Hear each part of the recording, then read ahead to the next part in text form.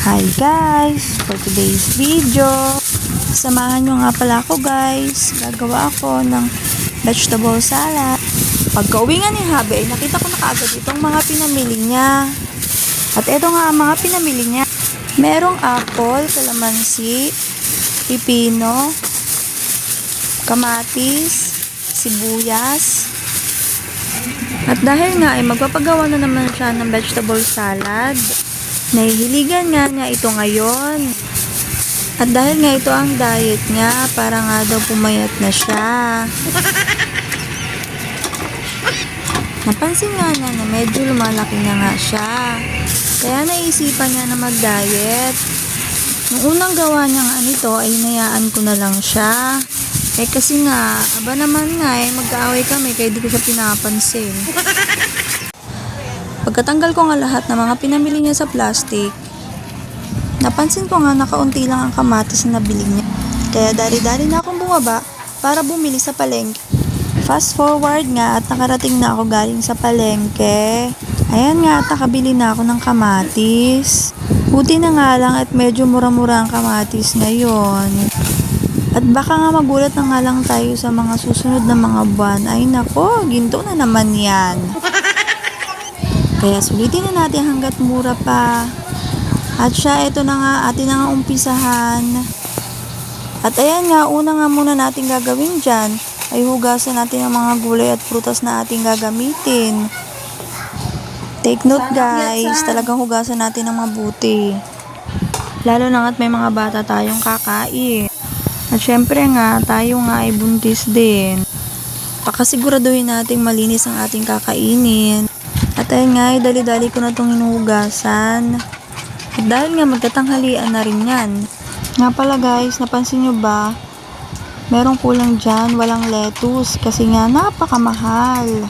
Mga nasa 200 plus ang kilo. Ay, naku po. At dahil nga hindi na ako bumili ng lettuce, naisip ko na nga lang na bumili ng whole corn. Nakita ko rin naman sa iba na nilalagyan nila ng whole corn. Tapos, nagdagdag na rin ako ng raisins. Kaunti lang naman. At yung sa pinaka-sauce naman niya guys, madali lang din naman gawin.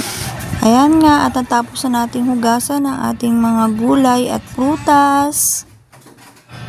Pinakauna ko na nga munang hiniwa dyan ay ang apple. Saktong nipis nga lang dyan ang pagkakahiwa ko. Nasa inyo naman yun guys kung gaano kalaki ang gusto ninyo. Nasa inyo naman yan guys kung gaano kalaki yung gusto nyong hiwa. Pero sa akin kasi para madali lang siya manguya ng mga bata.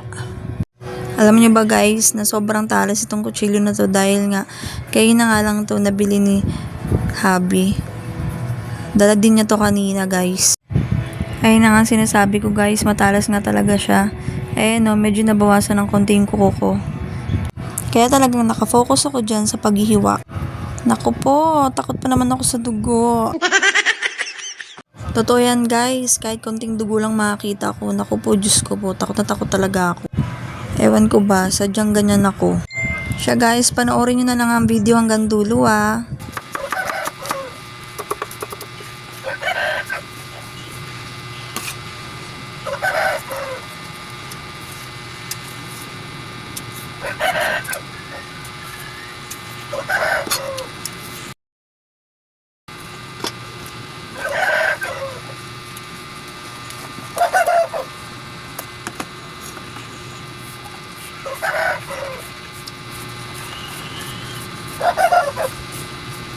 Sam, binalatan yung pipino, hindi? Hindi.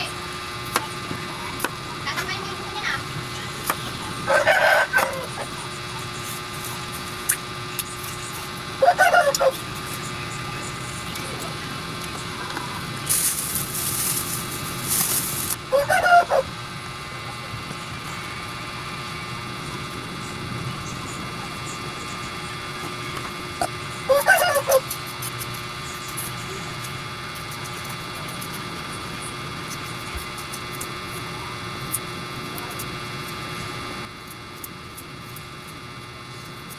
Sam, hugasan mo muna yung ano.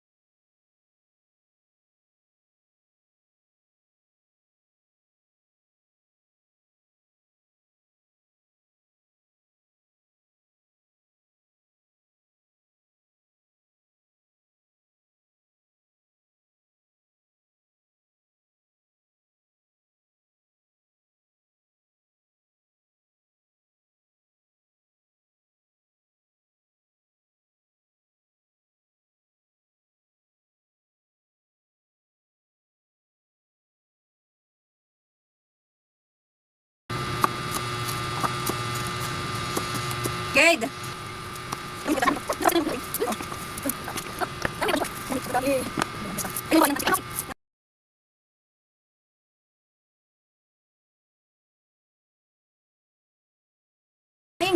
Isa lang yung ano, talaga sa na ako. Ma, lagyan mo konting kanin dyan. Alam mo magpapasarap dito, di ba walang pipino? Ano? Pipino. Ay wala. Ay wala para magtarap na. Ay, dami. May nisang ba yun din sa suka? Ha? Hindi. May nisang yung kalamansi ganon. Tenge. Tingnan ko na dito. Una, paminta, tapos betchin, tapos ano? May nisang. Kailangan ko. Ano ba? Digay. Ano yung nisang Ano, Gay?